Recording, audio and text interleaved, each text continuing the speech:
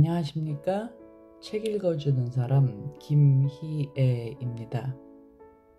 오늘은 노인을 위한 나라는 없다 그 2편입니다. 과거에 비해 법 집행이 더 위험한 일이 되었는지는 잘 모르겠다. 처음 보안관이 되었을 때가 기억난다.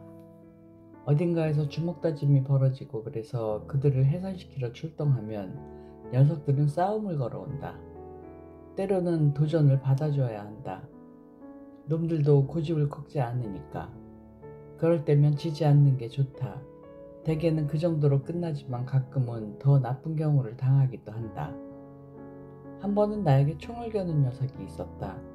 녀석이 방아쇠를 당기는 순간 나는 총을 걸어쥐었고 공이치기가 내 엄지손가락의 살집 부분을 찍어 눌렀다.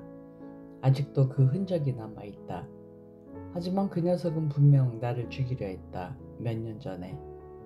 그리 오래전 일도 아닌데 밤에 2차선 포장도로를 다니고 있었는데 픽업 트럭에 짐칸에 올라탄 두 녀석을 우연히 보게 되었다.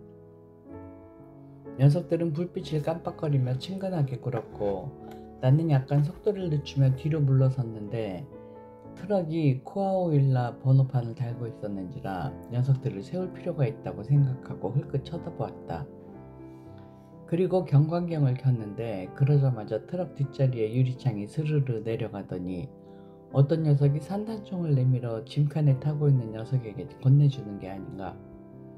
나는 그만 나도 모르게 양발로 브레이크를 힘껏 밟았고 순찰차는 옆으로 빙글 돌면서 전조등이 비추는 덤불 쪽으로 미끄러져 갔다. 나는 트럭의 짐칸에 타고 있는 녀석이 어깨에 산탄총을 얹고 있는 모습을 마지막으로 보았다. 나는 의자에 쾅 하고 부딪혔고 깨진 앞유리 파편이 내 몸 위로 쏟아졌다. 나는 여전히 한쪽 발을 브레이크 페달 위에 올려놓고 있었고 내 차가 도로 옆 도랑으로 미끄러지는 것을 느낄 수 있었다. 굴러 떨어지리라고 생각했지만 그러지진 않았다. 차 안에는 먼지가 가득 들어찼다. 그 녀석은 나를 향해 2번 더 총을 쏘았고 한쪽 옆유리가 산산이 깨져나갔으며 그때쯤 차는 움직임을 멈추었다. 나는 권총을 꺼내쥔 제 픽업 트럭이 가는 소리를 들었고 일어나서 미등을 향해 몇 방 쏘았지만 이미 트럭은 한참이나 멀어진 후였다. 내 말의 요점은 누군가를 세울 때 그가 어떤 작자인지 모른다는 점이다. 하이웨이를 순찰을 나가고 어떤 차를 세우고 가까이 걸어가지만 거기서 뭐가 튀어나올지는 알 수 없는 노릇이다. 나는 그 순찰차 안에 꽤 오랫동안 앉아 있었다. 엔진은 꺼졌지만 경광등은 여전히 깜빡이고 있었다. 잡초와 먼지가 그 차 안에 가득했다. 나는 밖으로 나가 몸을 대충 털어냈고 다시 들어와 앉았다. 그렇게 가만히 앉아 생각을 가다듬었다.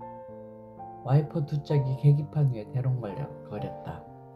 나는 경광등을 끄고 잠자코 앉아 있었다. 법을 집행하는 경찰에게 총을 겨누고 총을 쏘는 녀석들은 정말 심각한 놈들이다.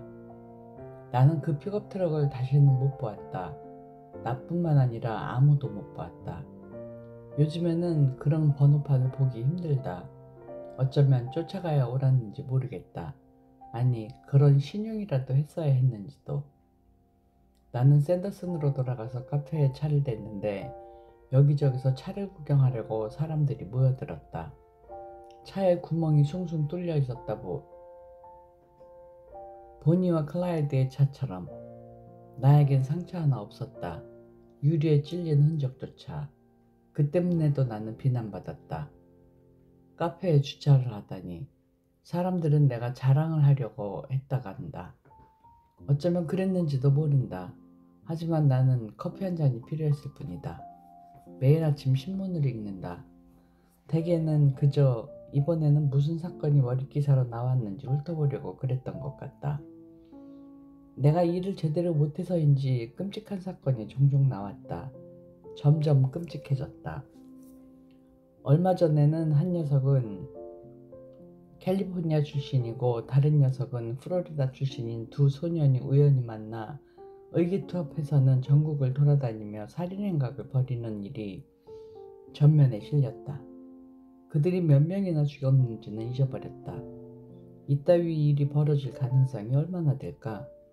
두 녀석은 그전에는 옷깃조차 스친 사이가 아니라고 한다. 이런 일이 많이 생길 수는 없다. 내가 보기엔 그렇다. 또 한 번은 자기 아기를 쓰레기 분쇄기에 집어넣은 어떤 여자가 나왔다. 누가 감히 그런 일을 생각하겠는가? 내 아내는 더 이상 신문을 읽지 않으려 했다. 아마도 아내가 옳았던 것 같다. 대체로 아내가 옳다. 벨은 군청 뒷계단을 올라가서 복도를 거쳐 자신의 집무실로 들어갔다. 그는 의자를 빙글 돌려 앉고는 전화기를 바라보았다. 어서 울려보시지. 내가 들어왔으니까. 전화벨이 울렸다. 그가 손을 뻗어 소화기를 들었다. 보안관 벨입니다. 그가 말했다. 그는 가만히 들었다. 고개를 끄덕였다. 다운이 부인 나무에 죽은 고양이가 그렇게 많이 있는 건 본 적이 없어요. 그냥 내버려 두면 알아서 내려올 겁니다. 조금 있다 다시 거세요. 아시겠죠? 벨은 수화기를 놓고 앉은 채로 그것을 바라보았다. 돈은 있잖아. 그가 중얼거렸다. 사람들에게 나무 위에 고양이들에 관해 떠들어댈 필요가 없을 만큼은 있잖아. 글쎄, 과연 그럴까? 무전기가 삐 굴렸다. 그는 수신기를 들고 단추를 누르며 발을 책상 위에 올려놓았다. 벨입니다. 그가 말했다. 그는 가만히 들었다. 그가 발을 바닥에 내리고 자세를 바로 했다. 열쇠 수거하고 트렁크 안도 살펴보게. 괜찮아, 듣고 있어. 그는 손가락으로 책상을 두드렸다. 알겠네. 경광등은 켜놓고 있어. 15분 내에 도착하지. 아참, 터보트, 트렁크는 닫아. 벨과 웬델은 갓길에 세워진 순찰차 앞에 차를 대고 밖으로 나왔다. 토버트도 자기 차에서 나와 문 옆에 섰다. 보안관이 고개를 끄덕였다. 그는 도로변을 따라 걸어가며 타이어 자국을 살폈다. 이건 봤지? 그가 말했다. 네, 보안관님. 트렁크 안도 볼까? 토버트가 트렁크를 열었고 그들은 시체를 살폈다. 남자의 셔츠 앞자락에 피가 잔뜩 묻어 있었다. 군데군데 말라붙은 채였다. 얼굴 전체도 피투성이었다. 벨이 트렁크 안으로 몸을 굽혀 남자의 셔츠 주머니에서 무언가를 꺼내 펼쳤다. 텍사스주 정션의 주유소에서 기름을 넣고 받은 피 묻은 영수증이었다. 그가 입을 열었다. 여기가 빌 위릭의 마지막 가는 길이었군. 지갑이 있는지는 살펴보지 못했습니다. 상관없어. 그런 건 없으니까. 이건 그냥 운 좋게 얻어 걸린 것 뿐이야. 그는 남자의 이마에 난 구멍을 자세히 보았다. 45경 같군. 깨끗해. 거의 워드커터 같아. 워드커터가 뭡니까? 관역에 대고 쏘는 총알이지. 열쇠 챙겼지? 네, 보안관님. 벨은 트렁크 문을 닫았다. 그리고 주위를 살펴보았다. 주간고속도로를 달리는 트럭들이 근처에 접근하면서 기어를 저속으로 바꾸었다. 라마에게는 이미 말했어. 사흘 안에 순천차를 갖다 줄 수 있을 거라고 했지. 그리고 오스틴에 전화했네. 아침에 먼저 자네를 찾을 거야. 시체는 우리 차에 싣고 가지 않을 거야. 당연히 헬리콥터까지 필요하지는 않겠지. 일을 마치면 라마의 차를 소노라에 갖다 주고 전화해.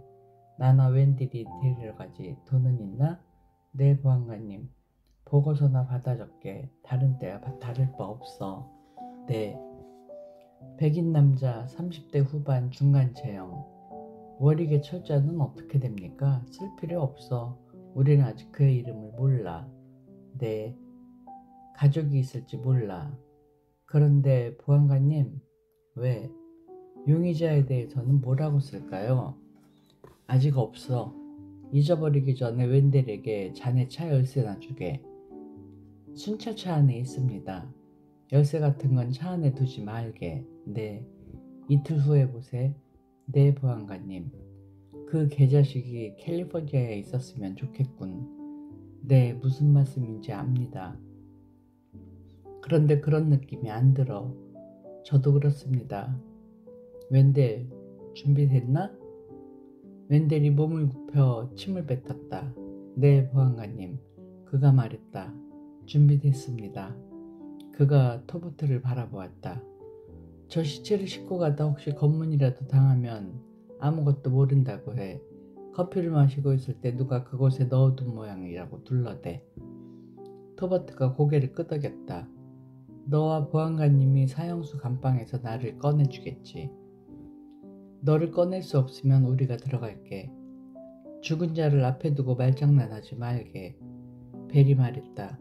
웬델이 끄덕였다. 네, 보안관님 말씀이 옳습니다. 그가 말을 받았다. 저도 언젠가는 처리 될 겁니다. 90번 하이웨이의 드라이든 교차로 근처에서 벨은 매 한 마리를 치었다. 바람에 깃털이 흩날렸다. 그는 차를 세우고 바깥으로 나와 뒤로 걸어갔고 쪼그리고 앉아 사체를 바라보았다. 날개 한 짝을 들어보더니 다시 떨어뜨렸다. 죽은 새의 노란색 눈이 푸른 하늘을 향하고 있었다. 커다란 붉은 꼬리매였다. 그는 날개끝을 잡아 사체를 들고는 도로 난간 옆에 도랑으로 가져가서 풀밭에 놓았다. 매들은 보통 높은 전봇대 위에 앉아 양쪽 방향으로 수킬로미터 지점까지 아스팔트 위를 샅샅이 훑곤 한다. 도로를 가로지르는 조그마한 먹잇감이나 없나 살펴보면서 그러다가 태양을 등지고 먹이를 향해 접근한다. 그림자 하나 들이우지 않고 사냥꾼처럼 몰입해서. 벨은 그것을 치지 않을 수도 있었다. 그는 사막을 바라보았다. 조용했다. 전깃줄에서 나지막이 윙윙거리는 바람소리 말고는 도로변에서는 블러드우드가 자라고 있었다. 왕바랭이와 사카이 후이스타도 협곡 너머로 용의 발자국 같은 형상이 보였다. 거친 바위산들이 늦은 오후에 햇빛을 받아 그림자를 드리웠고 동쪽으로는 비의 장막이 검댕이처럼 어둡게 드리워진 하늘 아래로 평평한 사막이 어릉거렸다. 소금과 재로 이 땅을 닦은 신은 침묵을 지키고 있을 뿐 그는 순찰차로 돌아가서 차를 탔고 시동을 걸었다. 소노라의 보안관 집무실 앞에 차를 대면서 벨이 맨 처음 본 것은 주차장 건너편에 뻗어있는 노란색 테이프였다. 작은 관청에 사람들이 바글거렸다. 그는 차에서 나와 길을 건넜다. 무슨 일인가요, 보안관님? 나는 모릅니다. 벨이 말했다. 여기 방금 왔어요. 그는 테이프 아래로 머리를 숙여 통과하고는 계단을 올라갔다. 그가 문을 두드리자 라마가 고개를 들었다. 들어오게 애틋함. 그가 말했다. 들어와. 아주 심각한 일이 터졌어. 그들은 군청 뜰러 나갔다. 몇 사람이 따라왔다. 당신들은 가봐요. 라마가 말했다. 이 친구랑 할 얘기가 있으니까. 그는 초췌해 보였다. 그는 배를 보고 또 땅을 보았다. 그리고 고개를 흔들며 시선을 돌렸다. 어렸을 때 여기서 잭나이프 던지는 놀이를 하곤 했지. 바로 여기서 말이야. 요즘 애들은 뭔지도 모를 거야. 애틋함. 이 자식은 완전히 미치광이야. 듣고 있네. 해야 할 일이 있나? 별로. 람마가 시선을 돌렸다. 그는 소매자락으로 눈을 훔쳤다. 맹세코 말하지만 이 개자식은 법정에 설 일도 없을 거야. 내가 놈을 잡는다면 결코 그런 일은 없어. 하지만 먼저 그 놈을 잡아야 해. 저 친구는 결혼도 했어. 그건 몰랐네. 23살 미끈한 친구였지. 정직하기 이를 데 없었어. 이제 나는 저 친구의 부인이 빌어먹을 라디오로 소식을 듣기 전에 그 친구 집에 가야 해. 자네가 부럽지 않아. 전혀 아니지. 아무래도 관둬야겠어, 애틋함. 같이 가줄까? 아니야, 어쨌든 고맙네. 내가 가야 해. 그래. 예전에는 결코 겪어본 적이 없는 사건을 맡은 기분이야. 나도 비슷한 심정이네. 저녁에 전화하지. 고마워. 그는 라마가 뜰을 건너고 계단을 올라 자기 집무실로 들어가는 모습을 보았다. 그만두지 않기를 바라네. 그가 중얼거렸다. 우린 아직 자네의 도움이 필요해. 버스가 카페 앞에 멈추었을 때는 새벽 1시 30분이었다. 버스에는 단 3명이 타고 있었다. 샌더슨입니다. 운전사가 말했다. 모스가 앞으로 나아갔다. 그는 운전사가 거울 속으로 자신을 주시하고 있다는 것을 알고 있었다. 저기요, 그가 말했다. 데저트 에어에서 좀 내려줄 수 있나요? 집이 거기인데 다리를 다쳤지만 데리러 올 사람이 없어서요. 운전사가 문을 닫았다. 그러지요, 그가 말했다. 그럴 수 있어요. 모스가 들어갔을 때 여자는 소파에서 벌떡 일어나 달려왔고 그의 목을 껴안았다. 당신이 죽은 줄 알았어. 그녀가 말했다. 이렇게 멀쩡히 살아있으니까 그렇게 애처롭게 굴지 마. 나 안 그래. 샤워하는 동안 베이컨 앤 에그나 만들어줘. 이마에 상처가 났잖아. 무슨 일 있었어? 트럭은 어디에 두고 왔어? 샤워부터 해야겠어. 먹을 거나 차려줘. 배고파 죽을 지경이야. 그가 샤워실에서 나와 속옷을 갈아입고 부엌의 자그마한 플라스틱 식탁 앞에 앉았을 때 그녀가 맨 처음 한 말은 팔등에 난 상처는 뭐지? 였다. 계란을 몇 개 넣었어? 4개. 토스트 더 없어? 2조각 더 나올 거야. 그건 뭐냐니까, 루엘린? 무슨 말을 듣고 싶어? 진실. 그는 커피를 한 모금 마시고 계란에 소금을 뿌렸다. 말해주지 않을 거야? 그래. 다리는 또 왜 그래? 두드러기가 좀 났을 뿐이야. 그녀는 갓 나온 토스트에 버터를 발라 접시에 놓고 맞은편에 앉았다. 밤에 아침을 먹으니까 참 좋군. 그가 말했다. 총각 시절로 되돌아간 기분이야. 도대체 무슨 일이야, 루엘님? 무슨 일인지 말해주지. 칼라진. 지금 당장 짐을 싸서 날이 밝는 대로 여기서 떠날 준비를 해. 지금 두고 가는 것은 앞으로 2번 다시 못 볼 테니까 중요한 건 다 챙겨. 아침 7시 15분에 첫 차가 있어. 오데사로 가서 내가 전화할 때까지 기다려. 그녀는 의자에서 몸을 뒤로 젖히고 그를 바라보았다. 내가 오데사로 갔으면 좋겠다고? 그래. 농담이지? 농담? 아니야, 절대 농담 아니야. 잼은 다 떨어졌나? 그녀는 일어나서 냉장고에서 잼을 꺼내 식탁에 놓고 다시 의자에 앉았다. 그는 단지 뚜껑을 열고 잼을 약간 퍼서 토스트에 옮기고 나서는 나이프로 얇게 발랐다. 아까 그 가방 안엔 뭐가 들었어? 말했잖아. 돈이 가득 담겨 있다고 했어. 말한 대로야. 지금은 어디에 있는데? 뒷방 침대 밑에. 침대 밑에? 그래. 가서 봐도 돼? 당신은 21살이고 자유로운 백인 여자야. 하고 싶은 대로 해. 나는 21살이 아니야. 아무튼 간에. 그런데 내가 버스를 타고 오데사로 갔으면 좋겠다 이거지? 버스를 타고 바로 오데사로 가. 엄마한테는 뭐라고 말하지? 글쎄, 문간에 들어서서 이렇게 말하는 건 어때? 엄마 나 왔어. 도대체 트럭은 어디에 두고 왔어? 육신의 길을 가고 말았지. 영원한 건 없어. 아침에 버스 타는 데까지는 어떻게 가지? 미스 로사를 불러. 어차피 할 일도 없을 거야. 도대체 무슨 일을 하고 다닌 거야, 루엘린? 포트 스타크턴의 은행을 털었어. 거짓말 좀 작작해. 믿지 않으면서 왜 자꾸 물어? 당장 가서 짐이나 꾸려. 날이 밝기까지 4시간밖에 안 남았어. 팔에 난 상처나 보자. 이미 봤잖아. 뭐 좀 발라야겠어. 그래. 캐비넷에 총상에 바르는 연고가 있을 거야. 어서 가봐. 나 좀 그만 괴롭히고 좀 먹자. 총에 맞았어? 아니야, 당신 속상하라고 그렇게 말했어. 어서 가봐. 실거는 텍사스주 세필드 북쪽의 페코스 강을 건너 9번 도로를 타고 남쪽으로 달렸다. 세필드의 주유소에 차를 댔을 때는 사위가 벌써 어둑어둑했다. 선역하늘이 붉게 물들었고 비둘기떼가 하이웨이를 가로질러 남쪽의 어느 방목지 저수지를 향해 날아갔다. 그는 주인에게 잔돈을 받아 전화를 걸고 기름을 채우고 다시 돌아와서 요금을 지불했다. 오는 길에 줄곧 비가 내리지 않았어? 주인이 물었다. 어느 길 말이요? 댈러스에서 오는 걸 봤소만. 시건은 카운터에 놓인 잔돈을 집어들었다. 내가 어디서 왔든 그게 당신하고 무슨 상관이지? 별 뜻은 없었소. 별 뜻이 없었다고?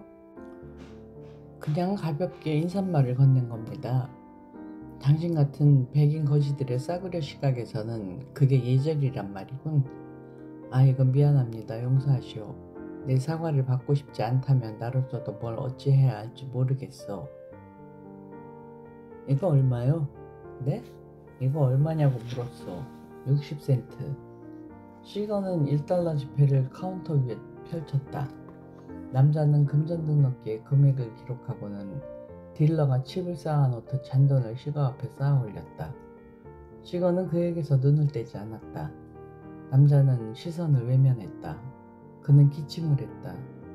시건은 캐슈넛 포장지를 이빨로 뜯어내고는 3분의 1쯤을 손바닥에 쏟아내고 입안에 조금 털어넣었다. 다른 볼 일이라도 있습니까? 남자가 말했다. 모르겠소. 있겠소? 뭐 잘못됐습니까? 무슨 잘못? 무엇이든. 그게 지금 나한테 묻는 거요? 무엇이든 잘못된 건 없냐고? 남자는 약간 몸을 돌려 주먹을 입에 대고 또 기침을 했다.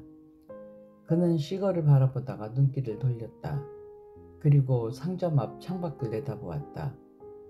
주유기들과 자동차가 있었다. 시거는 다시 캐슈넛 한 줌을 입안에 털어넣었다.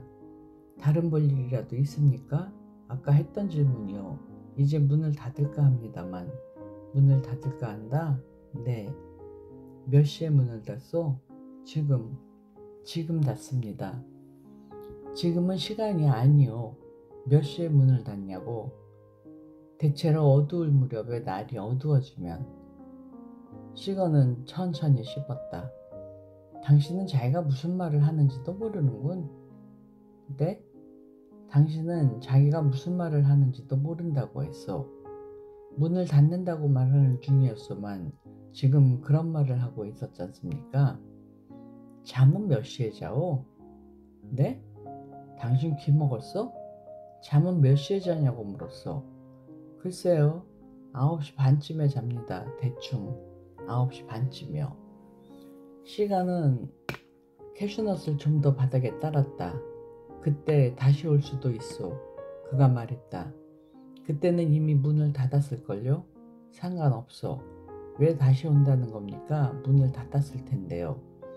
그 말은 이미 했소. 어쨌든 우리는 문을 닫을 겁니다. 상점 뒤에 저 집에 사는 거요? 네. 평생을 여기서 살았어? 주인은 잠시 뜸을 들였다. 여기는 본래 장인의 집이었습니다만 집과 결혼한 셈이로군. 우리는 텍사스의 템플에서 오랫동안 살았어요. 거기서 애들을 키웠지요. 템플에서. 4년쯤 전에 이곳으로 왔어요. 아무튼 집과 결혼한 셈이야. 굳이 그런 식으로 말하고 싶다면 그렇게 하시오. 그런 식으로 말하고 말고가 어디 있어. 그게 사실인데. 이제 문을 닫아야겠습니다. 시건은 남은 캐슈넛을 다 손바닥에 쏟아붓고는 작은 봉지를 손으로 뭉쳐서 카운터 위에 올려놓았다. 그는 꼿꼿이 선 채로 캐슈넛을 씹었다. 질문이 많으시군요. 주인이 입을 열었다. 어디에서 오는지 말하고 싶지 않은 사람치고는 말입니다. 동전 던지기에서 제일 크게 잃은 게 뭐예요? 네? 동전 던지기에서 가장 크게 잃어본 게 뭐냐고 물었어. 동전 던지기요? 동전 던지기 모르겠는데요. 사람들은 대체로 동전 던지기에 뭘 걸거나 하지는 않아요. 보통은 뭘 결정할 때 동전을 던집니다만. 그렇다면 그렇게 해서 결정한 가장 큰 일이 뭐요? 모르겠어요. 시건은 25센트짜리 동전을 주머니에서 꺼내더니 손톱으로 튕겨서 위쪽에 푸르스름한 형광 불빛 속으로 빙글 던져 올렸다. 그리고는 동전을 낚아채서 팔에 말아놓은 피수건 바로 위쪽에 팔등에 찰싹 내려놓았다. 그가 말했다. 마치시오. 마치라고요? 그렇소. 왜요? 그냥. 뭐 때문에 맞춰야 하는지 알아야겠소. 그렇다고 뭐가 달라질 것 같소? 남자가 처음으로 시거의 눈을 마주 보았다. 청금색처럼 푸른 눈, 한때는 반짝거렸지만 이제는 완전히 광택을 잃은, 마치 젖은 돌처럼. 아무튼 마치시오. 시거가 말했다. 내가 대신 맞출 수는 없소. 그건 공평하지 않아. 정당하지도 않고.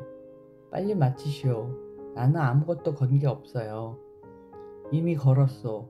당신은 당신의 인생 전부를 걸었지. 단지 그것을 모르고 있을 뿐. 이 동전의 제조년을 아시오? 모릅니다. 1958년, 21년을 떠돈 끝에 여기 온 거요. 그리고 지금 여기 있어. 나도 여기 있고. 내가 지금 손으로 덮고 있어. 앞면이거나 뒷면이겠지. 당신이 말해보시오 어서.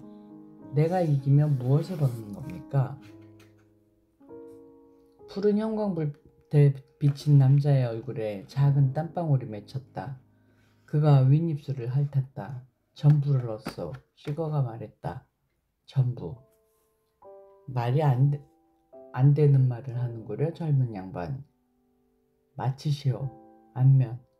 시거는 동전을 덮은 손을 뗐다. 그리고 팔을 살짝 돌려서 남자에게 보여주었다. 잘했소. 그가 말했다. 그는 동전을 집어 그에게 건네주려 했다. 이걸로 뭘 하란 말입니까? 가지시오. 당신의 행운의 동전이니까. 필요 없어요. 필요할 거요. 가지시오. 남자가 동전을 받았다. 이제 문을 닫아야겠소. 그가 말했다. 주머니에 넣지는 마시오. 뭐라고요? 당신 주머니에 넣지 마시오. 그럼 어디에 넣으란 말이오? 주머니에는 넣지 마시오. 어느 게 어느 건지 모를 테니. 알았수다. 무엇이든 도구가 될 수 있소. 시거가 말했다. 아주 작은 거라도. 심지어는 당신이 알아차릴 수 없는 것도 있어. 그것들은 손에서 손으로 떠돌아다니지만 사람들은 별 주의를 기울이지 않지. 그리고 어느 날 결산이 이루어지는 거요. 그 다음에는 아무것도 똑같지 않지. 아마 당신은 이렇게 말하겠지? 이건 겨우 동전 아니냐고. 별다를 것 없는 동전일 뿐이라고. 행위와 사물을 구별하면서 마치 역사의 한순간을 다른 순간과 손쉽게 바꿔치게 할 수 있다는 듯이. 과연 그럴 수 있을까? 물론 이건 그저 동전일 뿐이요. 그렇소 맞소. 그저 동전. 하지만 정말 그럴까? 시거는 손을 컵처럼 오므려서 카운터 위에 잔돈을 손바닥에 쓸어 담고는 주머니에 집어넣고 돌아서서 밖으로 걸어나갔다. 주인은 걸어나가는 시거의 뒷모습을 가만히 바라보았다. 시거가 차에 타는 모습을 지켜보았다. 차는 출발해서 주차장을 빠져나가 하이웨이에 올라섰고 남쪽으로 향했다. 불빛은 다시 돌아오지 않았다. 남자는 카운터에 동전을 올려놓고 그것을 바라보았다. 그는 양손을 카운터에 내려놓고는 몸을 기울이고 머리를 숙인 채 가만히 있었다. 시거가 드라이덴에 닿았을 때는 8시 무렵이었다. 그는 콘드라 사료 가게 앞에 교차로에서 전조등은 끄고 엔진은 살려준 채 가만히 앉아 있었다. 그러다가 다시 전조등을 켜고 90번 하이웨이로 올라가 동쪽으로 차를 몰았다. 그는 도로에서 흰색 표지를 발견했는데 측량 표지인 듯 싶었지만 숫자가 없었다. 그냥 쉐브론 문이었다. 그는 주행거리를 확인하고 1마일을 더 간 다음에 속도를 늦춰 샛길로 빠졌다. 불을 끄고 엔진은 살려둔 채 차에서 나와 아래쪽으로 내려가 문을 열었고 다시 차로 돌아왔다. 이어 캐틀가드를 건넜고 다시 나와 문을 닫고 귀를 기울였다. 그리고 차에 타서 바퀴 자국을 따라 차를 몰았다. 그는 남쪽으로 이어진 울타리를 따라갔다. 포드 세단은 거친 길을 겨우겨우 나아갔다. 울타리는 메스키트 말뚝들의 세 줄의 철사를 엮어 만든 것이었는데 낡아서 군데군데 거의 흔적만 남아 있었다. 그는 1마일쯤 더 내려가서 다찌 램차저가 주차된 자갈밭 평지로 나왔다. 그는 천천히 램차저 옆에 차를 세우고 엔진을 껐다. 램차저의 차창은 검은색으로 보일 만큼 짙게 칠해져 있었다. 시건은 문을 열고 밖으로 나왔다. 한 남자가 램차저의 조수석에서 나와 의자를 앞으로 접더니 뒷좌석으로 기어들어갔다. 시건은 램차저 쪽으로 걸어가서 차에 타고는 문을 닫았다. 출발하지? 시거가 말했다. 그분께 얘기했어요? 운전사가 물었다. 아니, 그분은 무슨 일이 일어났는지 모르시죠? 그래, 출발해. 그들은 어둠 속에서 사막을 가로질렀다. 언제 말씀드릴 겁니까? 운전사가 말했다. 때가 되면 말하겠지. 그들이 모스의 트럭 근처에 도착했을 때 시건은 앞으로 몸을 기울여 그것을 살펴보았다. 그자의 트럭인가? 네, 번호판은 없어졌어요. 여기에 차를 대. 드라이버 있지? 글러브 박스 안에요. 시건은 드라이버를 들고 나와 모스의 트럭으로 가서 문을 열었다.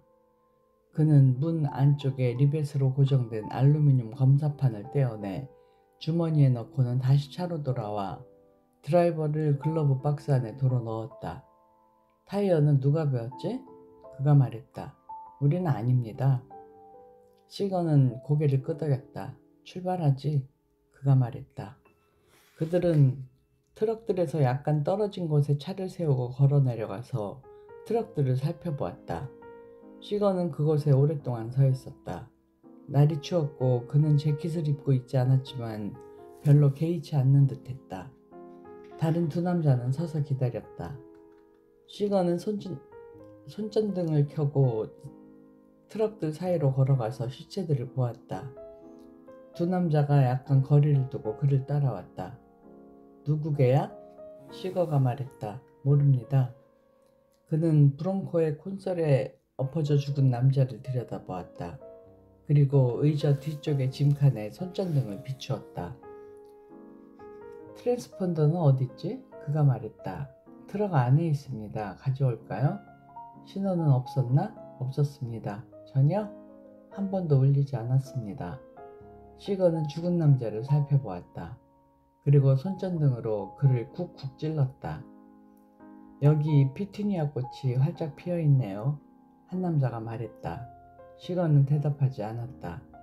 그는 트럭에서 물러나서 달빛에 비친 바하다를 바라보았다. 한없이 고요했다. 브롱코 안의 남자는 죽은 지 채 사흘이 안 되었다. 그는 벨트에서 권총을 뽑아들고 두 남자가 서 있는 쪽으로 방향을 돌려 빠른 속도로 잇따라 두 남자의 머리를 쏘고는 총을 다시 벨트에 끼워 넣었다. 사실 두 번째 남자는 첫 번째 남자가 쓰러지는 순간 반쯤 몸을 돌렸다. 시건은 그들 사이로 걸어가서 두 번째 남자에게서 멜빵을 벗겨내고 그가 가지고 다니던 9mm 글록 권총을 빙글 집어들고는 차로 돌아갔다. 지금까지 노인을 위한 나라는 없다. 책 읽어주는 사람 김희애였습니다. 감사합니다.